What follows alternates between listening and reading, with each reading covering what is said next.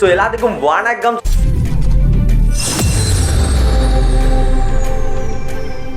இந்த ஒரு வீடியோவில் நம்ம என்ன பார்க்க போகிறோம் அப்படின்னா, ஸோ IPL 2026 வந்து கவனம் இருக்க போகிறாங்க அப்படின்னு நினைக்கக்கூடிய ஒரு 4 இந்தியன் பிளேயர்களை வந்து எடுத்திருக்கோம்.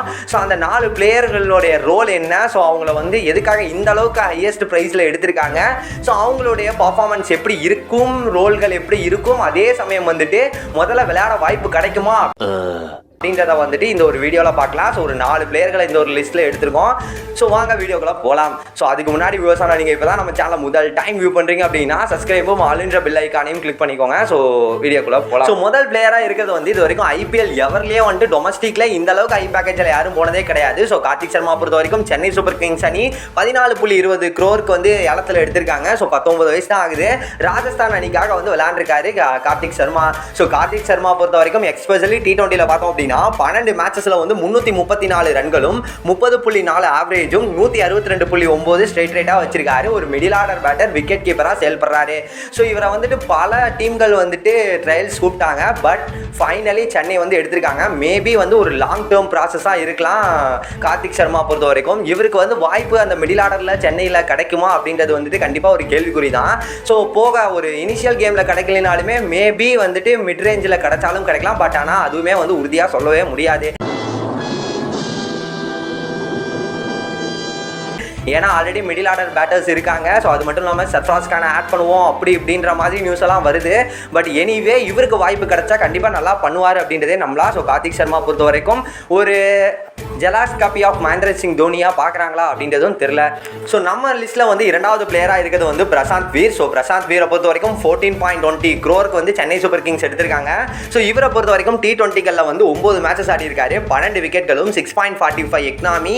அதே மாதிரியே வந்து 16.7 இவருடைய ஆவரேஜாக இருக்குது. அதாவது 16 பாலுக்கு ஒருக்கா விக்கெட் எடுத்துகிட்டு இருக்காரு பிரசாந்த் வீர். ஸோ இவர் வந்துட்டு பவுலர் மட்டும் கிடையாது, நம்மளுக்கே தெரிஞ்சிருக்கும். ஸோ இவர் ஒரு ஆல்ரவுண்டர் தான். ஸோ ஆல்ரவுண்டர் மேபி வந்து அந்த லாஸ்ட் 3 ஓவர்ஸ்லாம் நல்லா ஒரு இம்பாக்ட்ஃபுல்லான நாக் ஆடி இருக்காரு. ஸோ 9 மேட்சஸில் 112 ரன்களும் 28.0 அப்படின்ற ஒரு ஆவரேஜ் வச்சிருக்காரு Prashanth Veer. So straight rate அப்படின்னு பார்த்தோம்னா 167.2 வச்சிருக்காரு. ஸோ இவர் வந்து உத்தரப்பிரதேசத்தில் நடந்த லீக் மேட்சஸில் ஆடி இருக்காரு. ஸோ அங்கே ஒரு இம்ப்ரெசிவான பர்ஃபார்மன்ஸ் கொடுத்தது மூலயமா இவருமே வந்து நிறையா ட்ரையல்ஸை வந்து அட்டன் பண்ணியிருந்தாரு. ஸோ அதில் சென்னை சூப்பர் கிங்ஸ் இவரை பை பண்ணியிருக்காங்க. மேபி வந்து ஒரு ரவீந்திர ஜடேஜாவை இவர்கிட்ட இருந்து யோசிக்கிறாங்க அப்படின்ற மாதிரி தான் சொல்ல தோணுது. ஸோ நம்ம லிஸ்ட்டில் வந்து 3வது பிளேயராக இருக்கிறது. ஸோ இந்த வருஷம் வந்து ரஞ்சி டிராஃபியில் ஜம்மு அண்ட் காஷ்மீர் ஜெயிச்சிருக்காங்க அப்படின்னா அதுக்கு ஒரு முக்கியமான திறவுகோலாக இருந்தவர் தான் வந்து அக்யூப் நபி. ஸோ இவரை பொறுத்த வரைக்கும் டெல்லி கேபிட்டல்ஸ் அணி வந்து இவரை பை பண்ணியிருக்காங்க. ஸோ உண்மையாலுமே வந்து ஒரு வேற லெவல் இம்ப்ரெசிவான பர்ஃபார்மன்ஸை கொடுப்பாரு. ஸோ அதை எதிர்நோக்கி ரசிகர்கள் வந்து காத்திருக்காங்க. ஏன்னா இவருக்கு வந்து நிறையா சப்போர்ட்டிவ் பட்டன் வந்து வந்தது. ஸோ இந்தியன் டெஸ்ட் டீமில் எடுங்க, ஸோ ஒன்று கண்டிப்பாக நல்ல ஃபியூச்சர் இருக்குது இவருக்கு, நல்ல லைன் அண்ட் லென்த், நல்ல ஸ்விங்கு அப்படி இப்படின்னு இவருக்கு நிறைய ட்ரெண்டிங் ஆக்ஸ்ட்ராக்லாம் போயிட்டு இருந்துச்சு.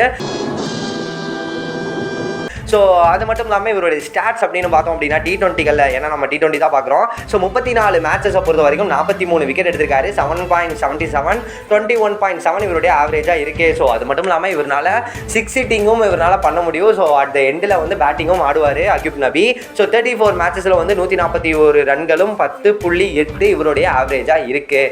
ஸோ அக்யூப் நபி கண்டிப்பாக வந்து இவருக்கு ஒரு வாய்ப்பு கிடைக்கும். ஸோ அதில் கண்டிப்பாக நல்ல பர்ஃபார்மன்ஸ் பண்ணுவார் அப்படின்றதே எதிர்பார்ப்போம். ஸோ அடுத்தது நம்ம லிஸ்ட்டில் வந்து 4வது பிளேயராக இருக்கிறது வந்து அசோக் சர்மா. ஸோ அசோக் சர்மா பொறுத்த வரைக்கும் 2022 KKR அணியினால 55 lakhs வந்து பை பண்ணாரு. பட் வாய்ப்பு கிடைக்கல.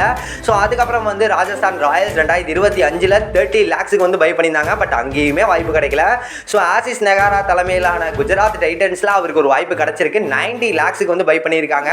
ஸோ அதுக்கான காரணம் கன்சிஸ்டண்ட்டாக வந்து 145 150 கன்சிஸ்டண்ட்டாக போடுறாரு ஒருத்தர். ஸோ அப்படின்றப்ப அவரை வந்து சும்மாவாக விடுவாங்க. ஸோ அவரை வந்து எடுத்திருக்காங்க. ஸோ இந்தியன் பவுலர் கண்டிப்பாக ஒரு மிகப்பெரிய ஃபியூச்சர் இருக்குது அப்படின்லாம் பேசப்படுது. ஸோ இவரை பொறுத்த வரைக்கும் 10 T20 மேட்சஸில் 22 விக்கெட்களும் 9.26 எக்கனாமியும் 15.6 ஆவரேஜ், அதாவது 15 பாலுக்கு ஒருக்கா வந்து விக்கெட் எடுத்துகிட்டு இருக்காரு அசோக் சர்மா. ஸோ கண்டிப்பாக இவருக்கு வாய்ப்பு கிடைக்கும், அதில் எந்த ஒரு டவுட்டும் இல்லை. ஸோ கிடைச்ச வாய்ப்பை கரெக்டாக யூட்டிலைஸ் பண்ணுறாரா அப்படின்றத பார்க்கலாம். ஸோ இந்த ஒரு வீடியோவில் வந்து ஒரு 4 பிளேயர்களை பற்றி பார்த்துருப்போம். ஸோ இது இல்லாமல் இன்னும் நிறைய பேர் இருக்காங்க. பட் ஆனால் இவங்க வந்து டொமஸ்டிக்கில் கன்சிஸ்டன்சியாக நல்ல பர்ஃபார்மன்ஸ் கொடுத்துருக்காங்க. ஸோ அதுலேயுமே வந்து நபிலா ரொம்ப நாளாக வந்து நல்லா பண்ணிட்டு இருக்காரு. ஸோ அவருக்கு கண்டிப்பாக வாய்ப்பு கிடைக்கும், அதில் எந்த ஒரு டவுட்டும் இல்லை. அதே மாதிரியே தான் அசோக் சர்மா சர்மா. ஏன்னா 2 ஃப்ரான்ச்சைசிக்காக வந்து விளாண்டது கிடையாது, வாய்ப்பு கிடைச்சது கிடையாது. பட் ஆனால் குஜராத்தில் கண்டிப்பாக அவருக்கு ஒரு வாய்ப்பு இருக்குது. ஆனால் இங்கே இருக்கக்கூடிய 2 பிளேயர்களான பிரசாந்த் வீருக்கும் அதே மாதிரியே கார்த்திக் சர்மாவுக்கும் ஒரு வாய்ப்பு கிடைக்குதா அப்படின்றது வந்துட்டு கேள்விக்குறி தான்.